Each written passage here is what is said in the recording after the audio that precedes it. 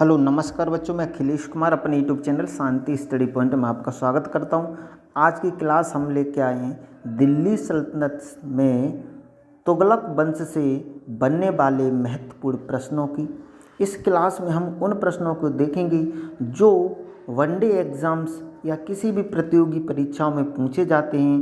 अति महत्वपूर्ण प्रश्न हैं। आप हमारे चैनल को सब्सक्राइब कर लीजिए, वीडियो को लाइक और शेयर कर दीजिए तथा चैनल बेल आइकन को प्रेस कर दीजिए। आज का पहला प्रश्न है, गाजी मलिक किस वंश का संस्थापक था?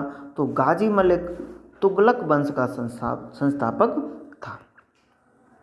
आगे दूसरा क्वेश्चन है, खिलजी वंश के अंतिम शासक नसरुद्दीन खुसरो शाह की हत्या गाजी मलिक ने कब तुगलक वंश की स्थापना की थी? ठीक है, खुसरो मलिक की हत्या करके गाजी मलिक ने तुगलक वंश की स्थापना कब की थी? तो इसका ऑप्शन बी सही है। 8 सितंबर 1320 ईस्वी में गाजी मलिक ने नसरुद्दीन शाह, जो खिलजी वंश का अंतिम शासक था, उसकी हत्या की और खुद गद्दी पर बैठ गया। आगे तीसरा क्वेश्चन है, गाजी मलिक या गाजी तुगलक निम्नलिखित में से किस शासक का वास्तविक नाम था? तो इसका ऑप्शन ए सही है। गयासुद्दीन तुगलक का वास्तविक नाम गाजी मलिक या गाजी तुगलक था। मंगोल को पराजित करने के कारण डैश ने अपने सेनापति गयासुद्दीन तुगलक को गाजी मलिक की उपाधि प्रदान की थी।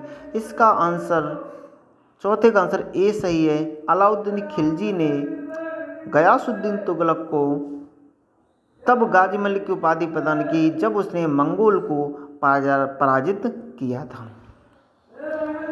गयासुद्दीन तुगलक ने कितने बार मंगोल आक्रमण को विफल बनाया?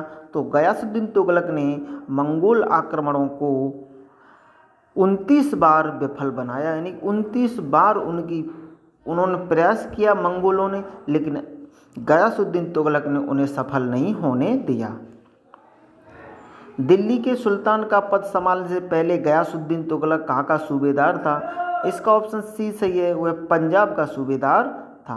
दाग व हुलिया प्रथा का प्रेरणा थे, लेकिन उसे प्रभावी ढंग से गयासुद्दीन तुगलक ने लागू किया। इसका आंसर ए सही है। अलाउद्दीन खिलजी। अलाउद्दीन खिलजी ने दाग या हुलिया प्रथा चालू की थी, या इसका जन्मदाता कौन था? अलाउद्दीन खिलजी। लेकिन प्रभावी ढंग से इसे लागू करने वाला व्यक्ति अलाउद्दीन खिलजी था, वो गयासुद्दीन तुगलक था। डाक प्रणाली को पूर्णतः किसने व्यवस्थित किया था? इसका ऑप्शन ए सही है। गयासुद्दीन तुगलक ने डाक प्रथा को पूर्ण रूप से व्यवस्थित किया था। निम्नलिखित में से किसने कृषि आपदा की स्थिति में राजस्व की छूट देने की नीति अपनाई? जैसे कृषि आपदा में अकाल हो जाता है या अनावृष्टि हो जाती है, तो इसका ऑप्शन ए सही है। गयासुद्दीन तुगलक ने राजस्व से छूट देने की नीति अपनाई थी जब अकाल होता है उस समय के लिए। दिल्ली सल्तनत में पहली बार सिंचाई के लिए कुएं तथा नहरों का निर्माण किसने कराया था? ये बहुत इंपॉर्टेंट प्रश्न है। इसका ऑप्शन बी सही है। गयासुद्दीन तुगलक ने कृषि के विकास के लिए कुएं खुदवाए तथा नहरों का निर्माण कराया था। किस सुल्तान द्वारा खालसा क्षेत्रों में भूमि की नपाई के स्थान पर नस्क का गल्ला बटाई प्रथा को जारी किया था? इसका ऑप्शन सी सही है। गयासुद्दीन तुगलक ने खालसा क्षेत्र में भूमि की नपाई के स्थान पर नस्क या गल्ला बटाई प्रथा शुरू की थी। इसका ऑप्शन सी सही है। ये प्रश्न बहुत इंपॉर्टेंट है। यूपीपीसीएस प्री ऑप्शनल हिस्ट्री 1998 में पूछा गया, RAS RTS प्री और ऑप्शनल हिस्ट्री 2006 में पूछा गया था। दिल्ली के किस सुल्तान ने यह नियम अपनाया था कि किसी एक वर्ष में भू राजस्व में 1/10 या 1/11 से अधिक की वृद्धि नहीं की जाएगी? तो इसका ऑप्शन सी सही है। गयासुद्दीन तुगलक ने ये नीति अपनाई थी। आगे क्वेश्चन है, निम्नलिखित में से कौन सा सुल्तान राजस्व निर्धारण हेतु भूमि मापन से संबंधित नहीं था? ऑप्शन, क्वेश्चन बहुत अच्छे से पढ़ना, नेगेटिव लगा हुआ है तो अच्छे ध्यान देना पड़ेगा। इसका ऑप्शन ए सही है, गयासुद्दीन तुगलक। बंगाल अभियान विजय के बाद गयासुद्दीन तुगलक ने डैश के संदेश भेजा कि उसने दिल्ली पहुंचने से पूर्व दिल्ली छोड़ दे। इसका ऑप्शन डी सही है, निजामुद्दीन औलिया। निजामुद्दीन औलिया से कहा था कि आप हमारे दिल्ली पहुंचने से पहले दिल्ली को छोड़ देना। ये आदेश गयासुद्दीन तुगलक ने दिया था जब वह बंगाल अभियान पर गया था। लौटते समय उसने ये फरमान जारी किया था। निम्नलिखित में से किस सुल्तान ने निजामुद्दीन औलिया ने भेंट करने से इनकार कर दिया था? इसका ऑप्शन सी सही है, गयासुद्दीन तुगलक से निजामुद्दीन औलिया ने मिलने से मना कर दिया था। दिल्ली अभी दूर है, यह चेतावनी किस सुल्तान को दी थी? तो दिल्ली अभी दूर है, ये चेतावनी गयासुद्दीन तुगलक को दी थी। और किसने दी थी? निजामुद्दीन औलिया ने दी थी। कब दी थी? जब गयासुद्दीन तुगलक बंगाल अभियान विजय से लौट रहा था और उसने कहा था कि मेरे आने से पहले आप दिल्ली छोड़ देना। तो उसने कहा, हजूर दिल्ली अभी दूर है। आगे देखिए क्वेश्चन हम जो इसी डिस्कस कर रहे थे वही क्वेश्चन 17 में है। हुनूज दिल्ली दूर अस्त, अर्थात दिल्ली अभी दूर है, कथन आप किस सूफी संत से संबंधित करते हैं? तो ये निजामुद्दीन औलिया, ऑप्शन सी सही है। उन्होंने गयासुद्दीन तुगलक से कहा था, हुनूज दिल्ली दूर अस्त, दिल्ली अभी दूर है। जब उसने कहा कि आप हमारे दिल्ली पहुंचने से पहले, किसने? गयासुद्दीन तुगलक ने कहा कि आप हमारे दिल्ली पहुंचने से पहले दिल्ली छोड़ दो। तो उन्होंने कहा, हुजूर हुनूज दिल्ली दूर अस्त। तो याद रखना इसका ऑप्शन सी सही है। और कितनी बार एग्जाम में पूछा गया आप ध्यान से देखिए, 1996, 1999, 2001, 2002 और 2007 लगातार क्वेश्चन पूछा गया है। तो आप इसको बहुत अच्छे से तैयार करके जाना। याद रखना गयासुद्दीन तुगलक और निजामुद्दीन औलिया के बीच में 36 का आंकड़ा रहता था। कौन सा सुल्तान अपने समकालीन संत निजामुद्दीन औलिया को पुत्र मानता था? कौन सा सुल्तान अपने समकालीन संत निजामुद्दीन औलिया को शत्रु मानता था? पुत्र ने शत्रु मानता था। तो याद रखना गयासुद्दीन तुगलक निजामुद्दीन औलिया को अपना शत्रु मानता था। निजामुद्दीन औलिया और गयासुद्दीन तुगलक के बीच में 36 का आंकड़ा था। आप याद रखना, दोनों एक दूसरे से मिलना नहीं चाहते थे, इनके बीच में करती टक्कर चल रही थी। गयासुद्दीन तुगलक ने दिल्ली के निकट के किले का निर्माण कराया था। तो गयासुद्दीन तुगलक ने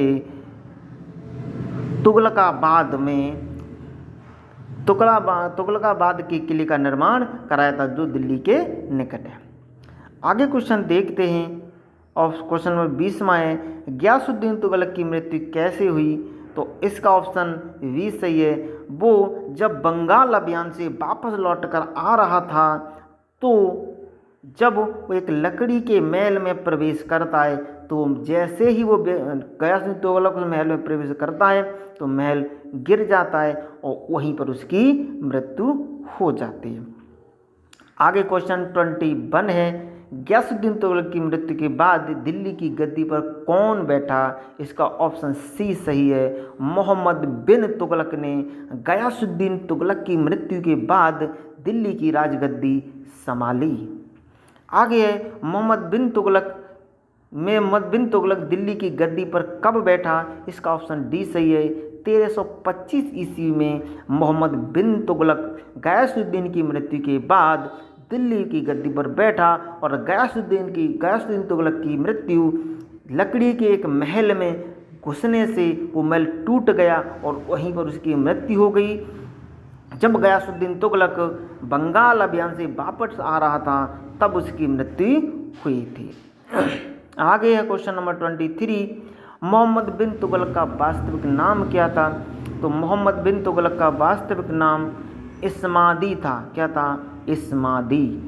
गयासुद्दीन तुगलक ने निम्न में से कौन सी उपाधि प्रदान कर मोहम्मद बिन तुगलक को अपना युवराज घोषित किया था? तो उलूग खां की उपाधि किसने दी थी? किसे दी थी? याद रखना, गयासुद्दीन तुगलक ने मोहम्मद बिन तुगलक को उलूग खां की उपाधि दी थी। तो इस प्रकार से इसका ऑप्शन डी सही है।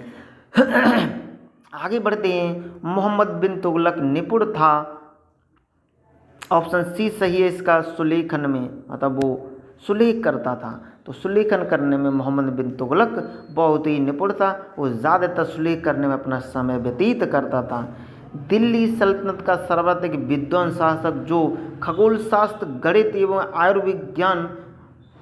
आयुर्विज्ञान सहित अनेक विधाओं में माहिर था, उसका नाम था मोहम्मद बिन तुगलक। लेकिन याद रखना, ये मोहम्मद बिन तुगलक इतना एडवांस था, लेकिन एक भी नीति को सफल नहीं कर पाया। इसने सबसे पहले राजस्व नीति अपनाई, वो भी असफल हुई। उसी के बाद इसने दिल्ली अपनी राजधानी स्थान देवगिरी करी, वो भी असफल हुई। उसके बाद इसने वो वारंगल और अभियान शुरू किया, वो भी असफल हुआ। कुल मिला के इसने जो भी नीति लेके आया वो सब नीतियां असफल होती गईं। इसलिए इसे पागल शासक या सन की शासक की उपाधि दी जाती है। मोहम्मद बिन तुगलक के शिक्षक कौन थे? ऑप्शन ए सही है, मौलाना गयासुद्दीन। तो इसके जो अध्यापक थे, टीचर थे, वो कौन थे? मौलाना गयासुद्दीन। मनेहारों का राजकुमार किसे कहा जाता है? तो मनेहारों का राजकुमार मोहम्मद बिन तुगलक को कहा जाता है। ऑप्शन वो क्वेश्चन 29 है, मोहम्मद बिन तुगलक का साम्राज्य कितने प्रांतों में बटा था? ऑप्शन डी सही है, 23 प्रांतों में बटा था। मोहम्मद बिन तुगलक ने अपनी राजधानी कहाँ से कहाँ शिफ्ट की थी? तो ध्यान रखना, दिल्ली से देवगिरी में इसने अपनी राजधानी शिफ्ट कर ली थी। मोहम्मद बिन तुगलक ने देवगिरी का नाम बदलकर क्या रख दिया था? तो इसने मोहम्मद बिन तुगलक ने देवगिरी का नाम बदल के क्या कर दिया था? दौलताबाद कर दिया था। आगे है, किस सम्राट ने अपनी राजधानी दिल्ली से दौलताबाद के लिए स्थानांतरित की थी? तो मोहम्मद बिन तुगलक। ऑप्शन बी सही है, उसने अपनी राजधानी दिल्ली से हस्तांतरित करके दौलताबाद में या देवगिरी में स्थापित की थी। मोहम्मद बिन तुगलक ने अपनी राजधानी दिल्ली से दौलताबाद कब स्थानांतरित की थी? इसका आंसर सी सही है, 1327 ईस्वी में उसने अपनी राजधानी दिल्ली से देवगिरी या फिर दौलताबाद में स्थानांतरित की थी। मोहम्मद बिन तुगलक ने अपनी राजधानी दौलताबाद से दिल्ली कब स्थानांतरित की थी? दौलताबाद, देखो पहले दिल्ली से दौलताबाद यानी देवगिरी गया, फिर देवगिरी से फिर दौलताबाद लेके आया। इसका ऑप्शन बी सही है, 1335 ईस्वी में मोहम्मद बिन तुगलक ने अपनी राजधानी देवगिरी या दौलताबाद से दिल्ली दोबारा से स्थानांतरित कर दी। पहले देवगिरी गया, देवगिरी से फिर से वहाँ पर आ गया, कहाँ? दिल्ली में आ गया। तो इसका ऑप्शन बी सही है, 1335 ईस्वी। आगे क्वेश्चन है, मोहम्मद बिन तुगलक ने दिल्ली से अपनी राजधानी स्थानांतरित की थी, तो वो दौलताबाद में उसने अपनी राजधानी स्थानांतरित की थी। आगे 36वां क्वेश्चन है, वर्तमान दौलताबाद जहां मोहम्मद बिन तुगलक ने दिल्ली की राजधानी को स्थानांतरित किया था, किसके समीप स्थित है? आंसर बी सही है, औरंगाबाद के पास ये स्थान स्थित है। निम्नलिखित में से किस इतिहासकार ने कहा था दौलताबाद मोहम्मद की पथभ्रष्ट भक्ति का स्मारक था? ये स्टेटमेंट याद रखना कि किस इतिहासकार ने कहा कि दौलताबाद मोहम्मद की पथभ्रष्ट शक्ति का स्मरण था। ऑप्शन इसका सी सही है, लेन पूल ने कहा था कि दौलताबाद मोहम्मद की पथभ्रष्ट शक्ति का स्मारक था। दिल्ली ने निम्नलिखित सुल्तानों में से किसे इतिहासकार ने विरोधाभासों का मिश्रण बताया? दिल्ली के निम्नलिखित सुल्तानों में से किसे इतिहासकारों ने विरोधाभास का मिश्रण बताया? इसका आंसर है ऑप्शन डी, मोहम्मद बिन तुगलक। क्यों बताया? क्योंकि यह जो भी नीतियां लेके आया, इसने जो भी बदलाव किए, सब के सब बदलाव इसके असफल हुए, इसलिए इसे विरोधाभास का मिश्रण बताया। निम्नलिखित में से किस इतिहासकार ने मोहम्मद बिन तुगलक को विरोधाभासों का मिश्रण बताया? ऑप्शन डी सही है। एल पिस्टन ने कहा कि ये जो मोहम्मद बिन तुगलक है ये विरोधाभासों का मिश्रण है। निम्नलिखित में से किस इतिहासकार ने मोहम्मद बिन तुगलक को पागल सुल्तान कहा? पागल सुल्तान ऑप्शन ए सही है। जियाउद्दीन बर्नी ने कहा मोहम्मद बिन तुगलक ये बिल्कुल सनकी या पागल सुल्तान है। निम्नलिखित में से किस इतिहासकार ने मोहम्मद बिन तुगलक को दिल्ली सल्तनत का सबसे विद्वान सुल्तान कहा? इसका ऑप्शन बी सही है। डॉक्टर ईश्वरी प्रसाद ने कहा कि जो मोहम्मद बिन तुगलक है ये दिल्ली के जितने भी सुल्तान हुए उन सुल्तानों में से सबसे विद्वान सुल्तान था। निम्नलिखित तुगलकी वंश के किस सुल्तान ने चांदी के सिक्कों के स्थान पर तांबे के सिक्के चलाए? इसका ऑप्शन बी सही है, मोहम्मद बिन तुगलक। आपको याद होगा जब मोहम्मद बिन तुगलक ने ईरान तथा चीन से प्रेरणा लेकर अपने साम्राज्य में चांदी के सिक्कों के स्थान पर तांबे के सिक्के सांकेतिक मुद्रा में शुरू किए थे।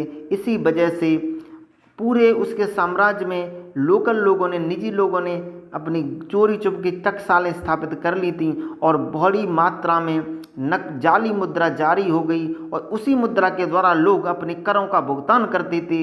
इस तरीके से गयासुद्दीन बिन तुगलक की ये मौद्रिक नीति भी असफल हो गई थी। तो याद रखना इसका ऑप्शन बी सही है। मोहम्मद बिन तुगलक ने चांदी के स्थान पर तांबे के सिक्के चलाए थे जिनका मूल्य चांदी के सिक्के के बराबर होता था। आगे, और यह नीति उसकी असफल रही थी। मोहम्मद बिन तुगलक ने किस देश का उदाहरण लेकर तांबे और पीतल के सिक्के का प्रयोग टोकन मुद्रा या सांकेतिक मुद्रा के रूप में किया? तो याद रखना चीन से प्रेरणा लेकर उसने अपने साम्राज्य में सांकेतिक मुद्रा चलाने का प्रस्ताव रखा और वह नीति इसके यहाँ असफल हो गई।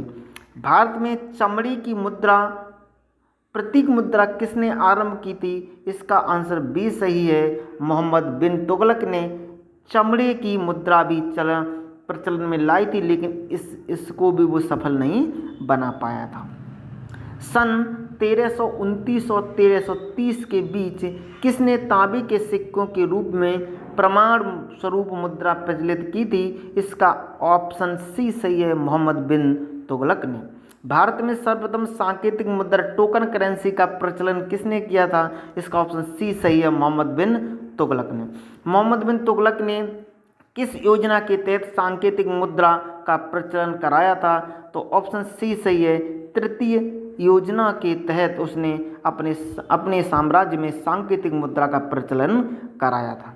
निम्नलिखित कथनों पर विचार कीजिए। मोहम्मद तुगलक की प्रतीक मुद्रा योजना असफल सिद्ध हुई। इसका कारण है मोहम्मद तुगलक का मुद्रा निगमन पर उचित नियंत्रण नहीं था। तो इस तरीके से इसका ऑप्शन बी सही है। ए और बी दोनों सही हैं और ए और आर दोनों सही हैं। आर सही व्याख्या है ए की, तो बी सही है। आगे बढ़ते हैं। ये जो स्टेटमेंट टाइप में क्वेश्चन है वो पीसीएस और आईएएस के प्री एग्जाम बहुत ज़्यादा पूछे जाते हैं। आजकल तो एसएससी, सीजीएल और एसएससी 10+2 और एमटीएस में भी स्टेटमेंट टाइप क्वेश्चन पूछे जाने लगे हैं। तो आप इन सवालों को तभी सॉल्व कर पाओगे जब आपको पूरे इतिहास के बारे में विस्तार से ज्ञान होगा। तो इसलिए आप हमारे चैनल को सब्सक्राइब कर लीजिए। इतिहास की सारी क्लासें हम विस्तार से समझा रहे हैं, तो आप जुड़ जाइए मेरे चैनल से और अपने ज्ञान को बूस्ट कीजिए। मिलिए 49 क्वेश्चन से। देखिए कथन ए है, मोहम्मद बिन तुगलक ने एक नया स्वर्ण सिक्का जारी किया जो इब्न बतूता द्वारा दीनार कहलाया गया। ऑप्शन ए इसका वो है। कारण ए आर है, मोहम्मद बिन तुगलक पश्चिम एशियाई तथा उत्तर अफ्रीकी देशों के साथ व्यापार में अभिवृद्धि के लिए स्वर्ण सिक्कों की टोकन मुद्रा जारी करना चाहता था। इसका आंसर सही है सी, ए सही है परंतु आर गलत है। 50वां क्वेश्चन है, दिल्ली सल्तनत के किस सुल्तान ने सर्वप्रथम एक वस्त्र निर्माणशाला स्थापित की थी? ऑप्शन बी सही है, मोहम्मद बिन तुगलक ने। 51 क्वेश्चन है, निम्नलिखित में से किस सुल्तान ने सती प्रथा रोकने का प्रयास किया? ऑप्शन बी सही है, मोहम्मद बिन तुगलक ने। मोहम्मद बिन तुगलक ने कृषि के विकास के लिए किस नए विभाग की स्थापना की थी?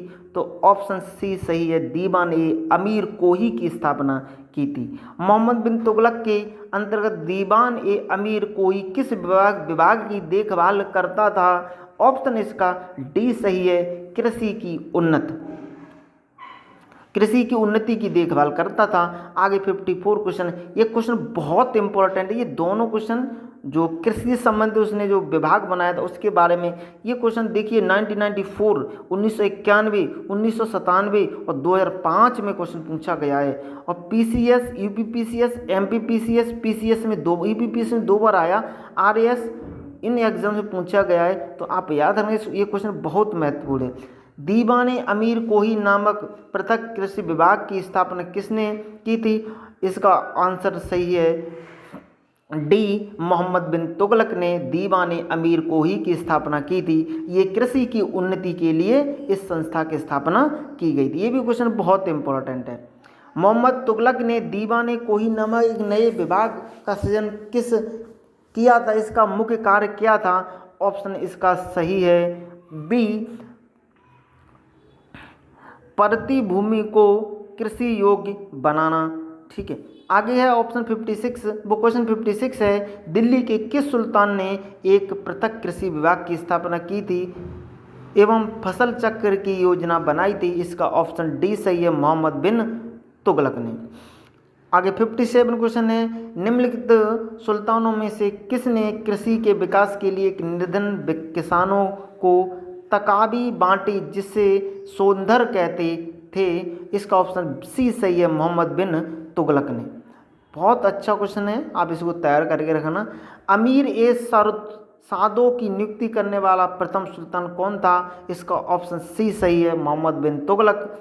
मोहम्मद बिन तुगलक ने अपने चचेरे भाई फिरोज तुगलक को कौन से पद पर नियुक्त किया था? इसका ऑप्शन सी सही है, नायब बारबक।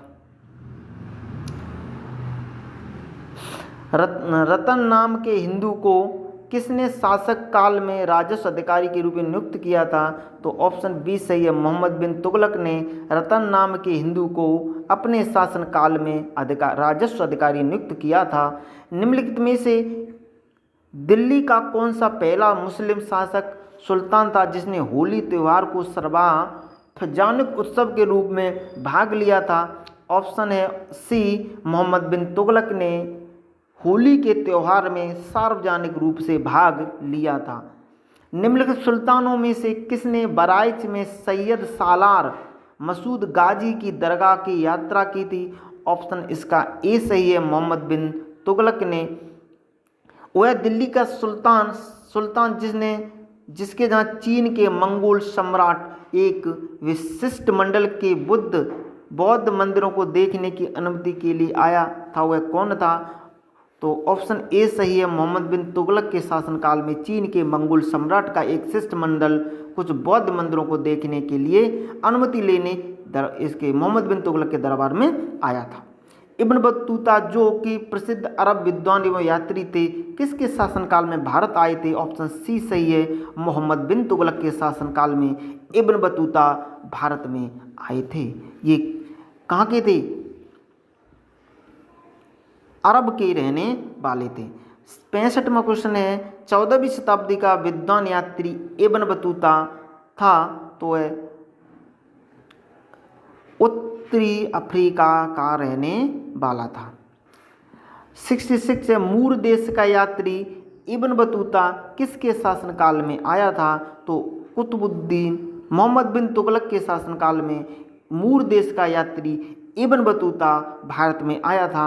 ये क्वेश्चन बहुत इंपॉर्टेंट है। पहले तो इब्न बतूता किस देश का रहने वाला था? मूर देश, अरब देशों में एक मूर देश है, उस देश का रहने वाला था और मोहम्मद बिन तुगलक के शासनकाल में भारत घूमने आया था।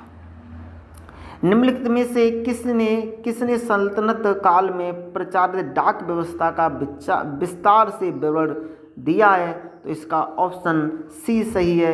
इब्न बतूता ने सल्तनत काल के डाक व्यवस्था का विस्तार से वर्णन किया है। किताब उल रेहाल का लेखक कौन है? तो किताब उल रेहाल का लेखक इब्न बतूता है। इसका ऑप्शन सी सही है। मोहम्मद बिन तुगलक ने इब्न बतूता को दिल्ली के किस पद पर नियुक्त किया था? ऑप्शन सी सही है। प्रमुख काजी के पद पर उसे नियुक्त किया था। मोहम्मद बिन तुगलक के समय किसे चीन का राजदूत नियुक्त किया था? ऑप्शन इसका सी सही है। इब्न बतूता को मोहम्मद बिन तुगलक ने अपने समय में चीन का राजदूत नियुक्त किया था। मोहम्मद बिन तुगलक ने इब्न बतूता को कब चीन का राजदूत नियुक्त किया था? ऑप्शन इसका बी सही है। 1342 ईस्वी में मोहम्मद बिन तुगलक ने इब्न बतूता को चीन का राजदूत नियुक्त किया था। निम्नलिखित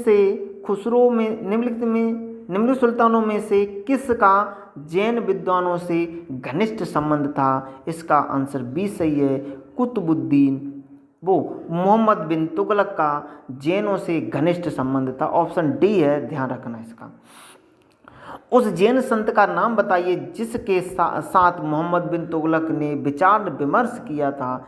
ऑप्शन डी चाहिए सही है इसका। जिन प्रभु सूरी के साथ मोहम्मद बिन तुगलक ने विचार विमर्श किया था। 74 क्वेश्चन है, निम्नलिखित सुल्तानों में से किसने जिन प्रभु सूर्य के साथ आधी रात तक बातचीत की थी? इसका ऑप्शन ए सही है। मोहम्मद बिन तुगलक ने जैन सूर्य प्रभु के साथ आधी रात तक बातचीत की थी। निम्नलिखित में से किस एक ने सबसे दीर्घ अवधि तक शासन किया? ऑप्शन सी सही है। मोहम्मद बिन तुगलक ने सबसे अधिक समय तक शासन किया। किस सुल्तान के शासन काल में दिल्ली सल्तनत का क्षेत्र अधिक विस्तृत हो गया था? ऑप्शन सी सही है। मोहम्मद तुगलक के समय में दिल्ली सल्तनत का शासन बहुत ज़्यादा विस्तृत हो गया था।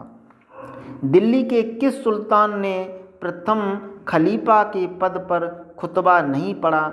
आंसर ए सही है। मोहम्मद बिन तुगलक ने। दिल्ली के किस सुल्तान ने अलाई अमीरों को ख्वाजातास या सहदास बनाया था? ऑप्शन इसका डी सही है। मोहम्मद बिन तुगलक ने। किसने कहा था मेरा साम्राज्य रुग्ण हो गया है और यह किसी उपचार से ठीक नहीं हो सकता है।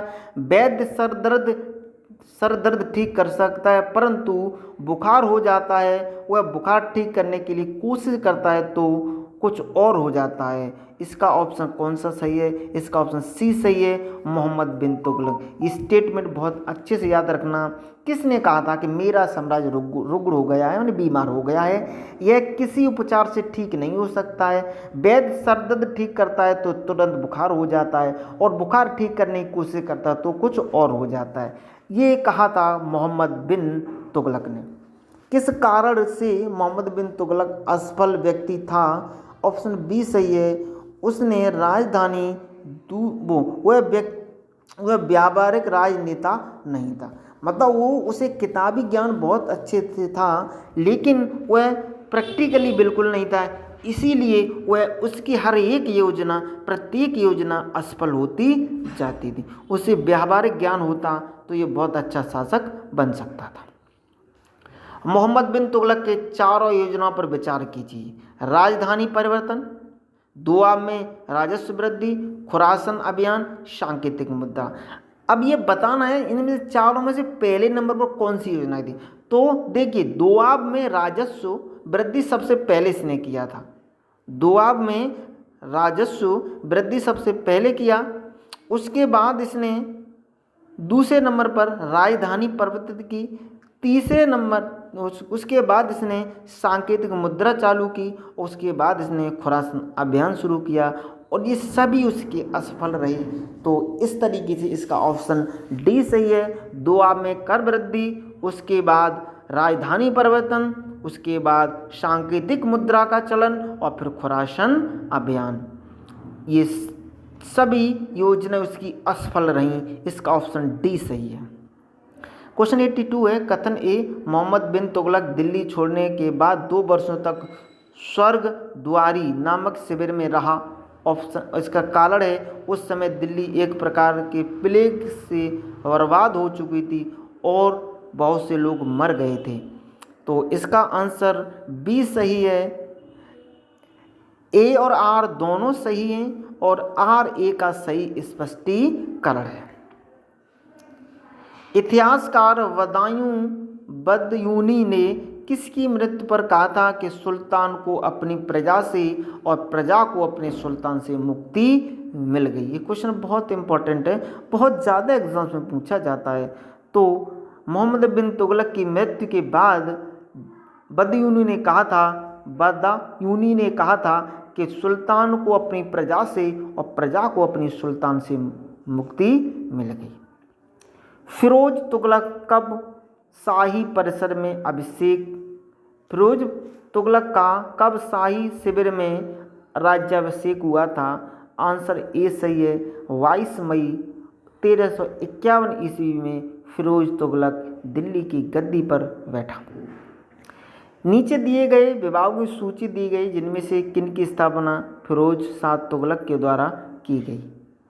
दीवाने खैरात, दीवाने बंदगान, दारुल सफ़ा, रोजगार कार्यालय। तो इसका ऑप्शन बी सही है।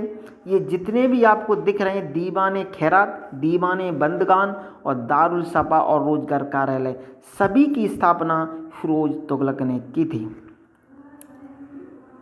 दिल्ली के किस सुल्तान ने एक रोजगार विभाग, एक दान विभाग, एक परोपकारी चिकित्सालय की स्थापना की थी? तो आंसर ए सही है, फिरोज तुगलक ने। ये भी क्वेश्चन बहुत इंपॉर्टेंट है, देख लिए बार बार पूछा जाता, आपके सामने दिख रहा है। आगे निम्नलिखित में से किस एक दिल्ली के सुल्तान ने एक रोजगार कार्यालय, एक दीवाने खैरात तथा एक दारुल सफ़ा की स्थापना की थी? तो इसका आंसर है फिरोज तुगलक ने। ऑप्शन बी सही है। फिरोज तुगलक द्वारा स्थापित दारुल सफ़ा क्या है? 88 क्वेश्चन का आंसर ए सही है। यह एक खैराती अस्पताल है। फिरोज तुगलक ने अनाथ स्त्रियों, विधवाओं एवं लड़कियों की सहायता के लिए किस विभाग की स्थापना की थी? इसका आंसर ए सही है, दीवान ए खैरात। दिल्ली का सुल्तान जो भारत में नहरों के सबसे बड़े जाल का निर्माण कराने के लिए प्रसिद्ध है वह था, तो उसका नाम था फिरोज शाह तुगलक, जिसने भारत में जो नहरों का निर्माण कराया था, जो नहरों का जाल बिछाया, वो फिरोज शाह तुगलक ने बिछाया। इसका आंसर सी सही है। आगे 91 क्वेश्चन है, निम्नलिखित में से किस शासन ने सिंचाई तथा लोक निर्माण कार्य पर पर्याप्त ध्यान दिया था? इसका आंसर सी सही है। फिरोज तुगलक ने लोक निर्माण कार्य एवं सिंचाई पर प्रॉपर ध्यान दिया था। सर्वप्रथम लोक निर्माण विभाग की स्थापना किसने की थी? ऑप्शन डी सही है। फिरोज तुगलक ने लोक निर्माण यानी PWD विभाग की स्थापना की थी। सल्तनत काल के किस सुल्तान ने सर्वप्रथम सिंचाई कर लेना प्रारंभ किया था? इसका ऑप्शन डी सही है, फिरोज तुगलक ने। सर्व कर लगाया जाता था, इसका ऑप्शन ए सही है, सिंचाई पर सर्व कर लगाया जाता था। हक ए सर्व अथवा सिंचाई कर लगाने वाला दिल्ली का प्रथम सुल्तान कौन था? तो फिरोज तुगलक। ऑप्शन डी सही है इसका, फिरोज तुगलक ने सिंचाई कर लगाया था। ये सुल्तान पहला था जिसने सिंचाई पर कर लगाया। निम्नलिखित में से कौन फिरोज तुगलक द्वारा स्थापित नहीं था? ऑप्शन डी सही है, दारुल सफ़ा फिरोज तुगलक ने स्थापित नहीं किया था। दिल्ली का सुल्तान जो दान दक्षिणा के बारे में काफ़ी ध्यान रखता था, इसके लिए एक विभाग दीवाने खैरात स्थापित किया गया था, वह था, तो उसका नाम था फिरोज तुगलक। ऑप्शन ए सही है। राज्य के खर्च पर हज की यात्रा करने वाला पहला भारतीय शासक, बहुत इंपॉर्टेंट प्रश्न है ये। राज्य के खर्च पर हज की यात्रा करने वाला पहला भारतीय शासक कौन था? ऑप्शन ए सही है, फिरोज शाह तुगलक। ब्राह्मणों पर भी जजिया कर लगाने वाला दिल्ली का सुल्तान कौन था? वो था फिरोज तुगलक। ऑप्शन ए सही है। ये भी क्वेश्चन बहुत ज़्यादा पूछा जाता है, आप इसे याद रखना। 2011, 14 और 2008 इतनी बार ये पूछा गया है। 100वां क्वेश्चन है, दिल्ली के किस सुल्तान ने इस उद्देश्य से एक अनुवाद विभाग की स्थापना की कि उससे दोनों संप्रदाय के लोगों में एक दूसरे के विचारों की समझ बेहतर हो सके? तो इसका आंसर ए सही है। फिरोज तुगलक ने अनुवाद विभाग की स्थापना की जिससे दोनों समुदाय के लोगों के बीच में कन्वर्सेशन एवं विचारों का आदान प्रदान आसानी से हो सके। वह सुल्तान जिसने प्रथम बार हिंदू धर्म ग्रंथों का पारसी भाषा में अनुवाद कराने का कार्य प्रारंभ किया था, उसका नाम है फिरोज तुगलक। ऑप्शन डी इसका सही है। दिल्ली का कौन सा सुल्तान अशोक स्तंभ को दिल्ली ले गया? तो उसका नाम है फिरोज, वो कुतुबुद्दीन ऐबक नहीं, फिरोज तुगलक है। ऑप्शन बी सही है। फिरोज तुगलक अशोक स्तंभ को दिल्ली ले गया था। टोपरा तथा मेरठ में दो अशोक स्तंभ दिल्ली कौन ले गया? ठीक है, टोपरा मेरठ तथा मेरठ के पास अशोक के दो स्तंभ थे, उनको दिल्ली ले जाने वाला सल्तनत काल का सुल्तान फिरोज तुगलक था। ऑप्शन इसका ए सही है। 104वां क्वेश्चन है, निम्नलिखित सुल्तानों में से किसने अशोक के विशाल पत्थर स्तंभ को सोने का स्तंभ कहा? इसका ऑप्शन ए सही है। फिरोज तुगलक ने अशोक के जो पत्थर के स्तंभ थे उन्हें सोने का स्तंभ कहा था। निम्नलिखित में से सुल्तानों में किसने शिक्षा में व्यावसायिक पाठ्यक्रम लागू किया था? इसका आंसर डी सही है। फिरोज तुगलक ने शिक्षा में व्यावसायिक पाठ्यक्रम लागू किया था। 106 यानी 106वां क्वेश्चन है, निम्न सुल्तानों में से किसे खलीफा से सैयद उस सलातीन की पदवी प्राप्त हुई थी? ऑप्शन इसका डी सही है। फिरोज तुगलक को। दिल्ली का वह सुल्तान जिसने अपने संस्मरण लिखा था? इसका ऑप्शन डी सही है, फिरोज तुगलक। Option D. फुतूहात ए फिरोजशाही किस ने लिखा था? इसका आंसर ए सही है, फिरोज तुगलक ने। 109वां क्वेश्चन है, निम्नलिखित में से किसकी रचना का श्रेय स्वयं फिरोज तुगलक को दिया जाता है? ऑप्शन सी सही है। फुतूहात ए फिरोज शाही की रचना स्वयं फिरोज तुगलक ने की थी। वह कौन सा शासक था जिसने एक सैनिक निरीक्षण लिपिक को घूस देने के लिए सोने का एक सिक्का दिया था? आंसर इसका डी सही है, फिरोज तुगलक। निम्नलिखित किस सल्तनत के शासक ने प्रशासन में स्वयं घूसखोरी को प्रोत्साहित किया था? इसका आंसर सी सही है, फिरोज तुगलक ने ही घूसखोरी को प्रोत्साहित किया था। फिरोज तुगलक ने उपज का 1/10 भू राजस्व के रूप में वसूल किया। आंसर सी सही है, ऊसरी भूमि से। फिरोज तुगलक ने,